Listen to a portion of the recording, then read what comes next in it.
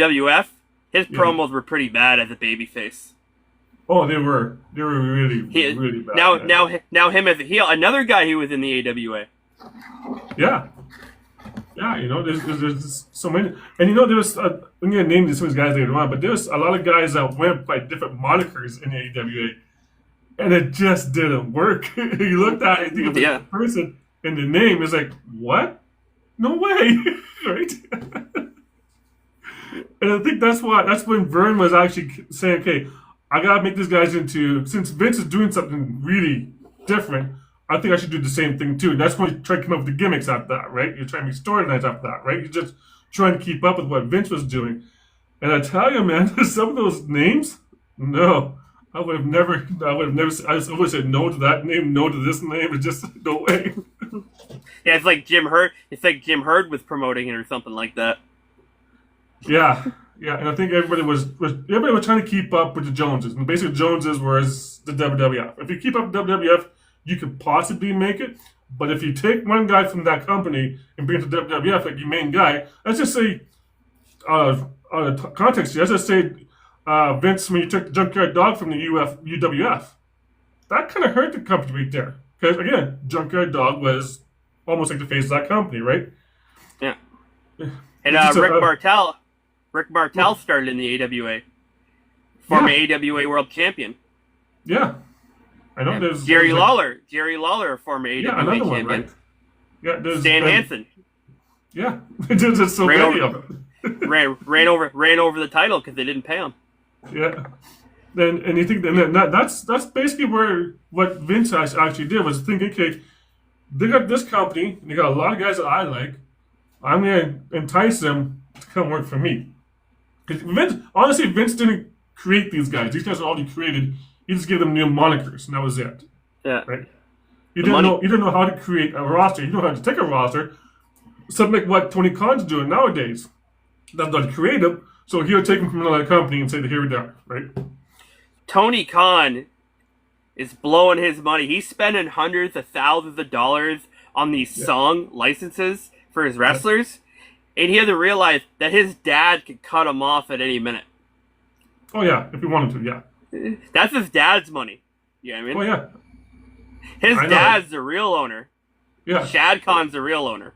Yeah, and it's just a matter of time. One night you probably see AEW. Next day, you're not seeing them. We're done. Well, they could have really shitty ratings, and they could still stay in business because they got the money, right? Yeah, and they'll always have the money. They'll always have that kind of money. But how much of that money they're going to reinvest in that company before they just say, okay, you know what? We're done. We can't do it. But the thing is, they signed like for example, they signed Okada, who was like the Hulk Hogan of Japan for years, and they've relegated him as a lackey to the Young Bucks and a mid card friggin', you know what I mean, halfway through the show, and Okada deserves way better than that. Oh yeah, they don't know how to properly use that roster. That's all. That's the problem. And that's the same problem as what they had with WCW. They didn't know how to use that roster, but they had the big names. And that's why even myself, I was enticed in the big names. Wherever Hogan went, I went. I got to deal with Hogan. I want to see what Hogan's going to do over here, right? I did. But anybody that came from WWE to WCW, I wanted to see them. I really wanted to do that. But these are big names. Tony Khan has these smaller names, and the only people that would know a lot of these other guys would be guys like yourself, because you're an independent scene kind of thing. But guys like myself, I've never even heard half of these guys, because I'm not into the overseas kind of wrestlers. I'm not into the New Japan Pro Wrestling. That's not my thing. I like my NWA. I like my TNA. I will tell you. What's that? I will tell you from going to Forbidden Door in 2023 in Toronto, those Japanese guys were kicking the shit out of those AEW guys. Yeah. Because they're like, boom, boom, like they hit hard. Oh, they're hard. They're old school. Oh yeah, they're really old school. Yeah, I could hear the chops out in the 100s, and fucking you could hear the chops. Yeah. Well, speaking of chops, though, you could even from the AWA, man, when Mad Dog Vachon chopped you, you fucking hurt. You hurt for months on it. Or the Crusher.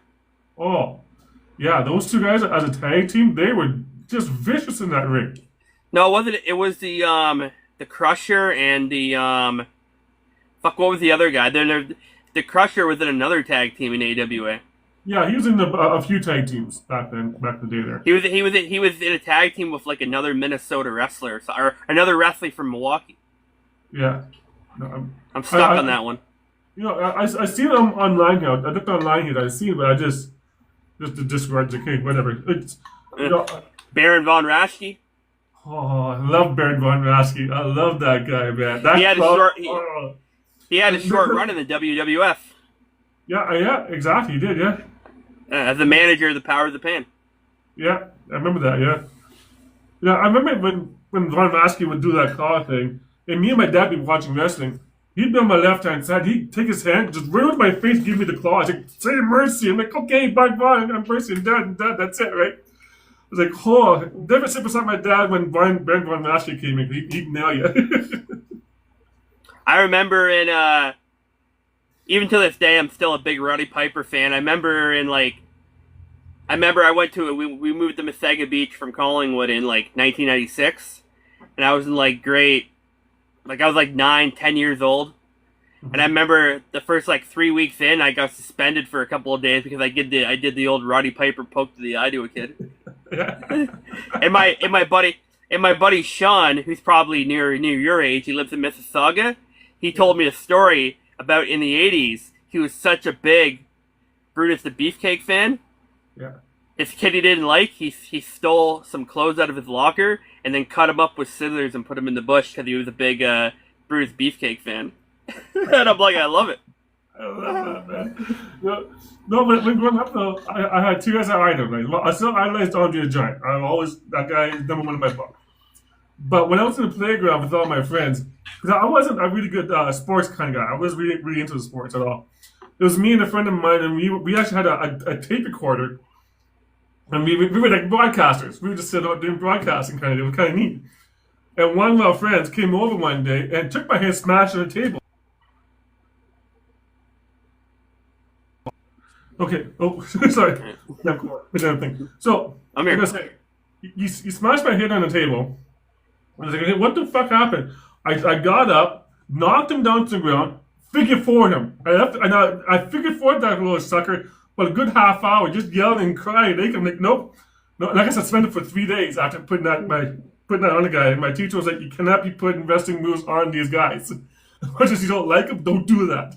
But every damn week, either figure for somebody or full Nelson somebody else, man. Either one. You ever put a cross-faced chicken wing on somebody? I never even heard of that move till Bob Backlund did it. Dude, that in real life, that is a painful move. Yeah. I've had that put on me. It doesn't feel good. Oh. Because they're pulling your arm back, they're stretching your like waist and twisting it and put their friggin' hold in your neck like they're trying to snap your neck. Yeah. I could teach you some real life submission moves. Well, I've had a couple of my friends where we would actually play on the lawn, and one of my friends actually hit me right in my lower part of my leg, and he actually broke his foot. He hit me so hard, and I looked back and I'm laughing at him, and I was like, "That's what AWA guys do, buddy. Don't mess with us." No. I remember when I was 16, 17 years old, we moved to Meaford for a year. I went to like the whole grade 12 in Meaford. And then after that, I moved back to Collingwood. And I remember these guys that I went to school with, they had some backyard wrestling thing they did. So I did it with them for a bit. We built like a table and we cut some of the table so it would be like a gimmick table. And I went through a table. Yeah. I body slammed a kid through a table. We